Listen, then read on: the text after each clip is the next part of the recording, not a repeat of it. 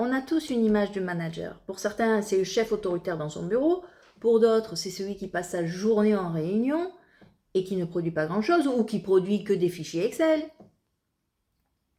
Mais dans la réalité du terrain, qu'est-ce qu'un manager? Est-ce que c'est juste donner des ordres? Pas du tout. Mais c'est ce que je pensais quand j'ai commencé sans avoir d'expérience et sans formation. Je pensais que manager ou directeur, puisque c'était ma fonction, directrice, c'était de donner des ordres. Et je me suis cassé les dents.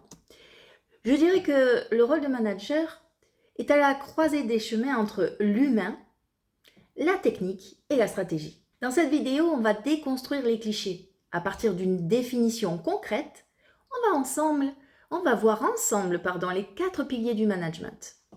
La différence entre un manager et un leader et surtout les compétences qu'il faut vraiment maîtriser aujourd'hui. Alors étymologiquement, manager nous vient du latin managere, qui signifie faire tourner, contrôler avec la main. À l'origine, le mot décrivait l'action de faire tourner un cheval dans un manège. Aujourd'hui, un manager, c'est celui qui est responsable de l'atteinte des objectifs via le travail des autres personnes. On peut dire que le manager joue le rôle de pont, d'intermédiaire ou de traducteur. Il reçoit la stratégie de la direction, le pourquoi, et il la transforme en plan d'action pour son équipe. Il le traduit en comment.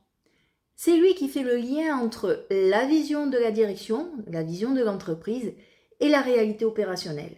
Pour bien comprendre le quotidien d'un manager, on utilise souvent le modèle de Fayol, un pionnier français en matière de management. Dans son ouvrage L'administration industrielle et générale, publié en 1916, sont décrites les 4 fonctions clés du manager. La première, c'est la planification. C'est fixer des objectifs. Le manager planifie. Où veut-on aller? Quels sont les délais? Le manager doit anticiper pour ne pas naviguer à vue. La seconde, c'est l'organisation. Il doit être organisé et organiser son équipe. C'est la gestion des ressources. Qui fait quoi? A-t-on les bons outils? On structure le travail pour éviter le chaos. Ensuite, c'est la direction, l'animation. C'est la partie humaine, la plus importante. Motiver les troupes, trancher quand il y a un conflit et s'assurer que tout le monde avance dans la même direction. Et enfin, la dernière fonction, c'est contrôler. Mais attention, ce n'est pas fliquer. C'est vérifier si les résultats correspondent aux objectifs de départ et si on s'est trompé et qu'on vient de les ajuster. Donc avec la partie ajustement. Alors, un manager est-il un leader? Quelle est la différence? On confond souvent les deux. Mais attention, on peut être un excellent manager et un piètre leader, et inversement, un excellent leader et un piètre manager. Le manager gère la complexité. Il se concentre sur les systèmes, les processus, l'efficacité, le court et le moyen terme. Il demande comment et quand. Le leader, quant à lui, il gère le changement. Il inspire, il donne la vision, la stratégie. Il travaille sur le long terme. Il demande quoi et pourquoi. Aujourd'hui, on demande de plus en plus aux managers d'être aussi des leaders. Aujourd'hui, on parle de manager coach. Quelqu'un qui ne fait pas que donner des ordres, mais qui fait grandir ses collaborateurs. De là, le manager doit développer ses soft skills. C'est là son vrai pouvoir. Si vous pensez qu'il faut être le meilleur techniquement pour être manager, vous vous faites fausse route. C'est une erreur. Le manager n'est pas forcément l'expert de l'équipe. C'est le chef d'orchestre. Selon moi, voici 3 compétences indispensables qu'un manager doit acquérir ou doit disposer.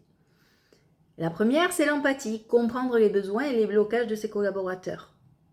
Ensuite, la communication, savoir donner du feedback, positif ou négatif, et ce, de manière constructive. Et la troisième, c'est la prise de décision, savoir trancher dans l'incertitude.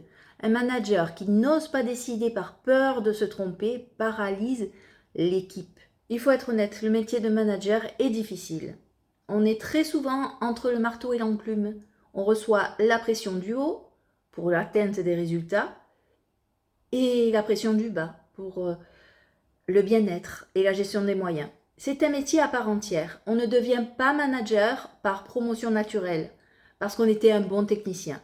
C'est un nouveau métier qui s'apprend. En résumé, Un manager, c'est un traducteur de stratégie, un organisateur de ressources et un facilitateur d'humain. Et vous, quel manager êtes-vous? Quelles sont les qualités essentielles d'un vrai manager? J'attends vos commentaires. En attendant, n'hésitez pas à liker, me soutenir. Je vous remercie pour ça. Et je vous dis à très bientôt.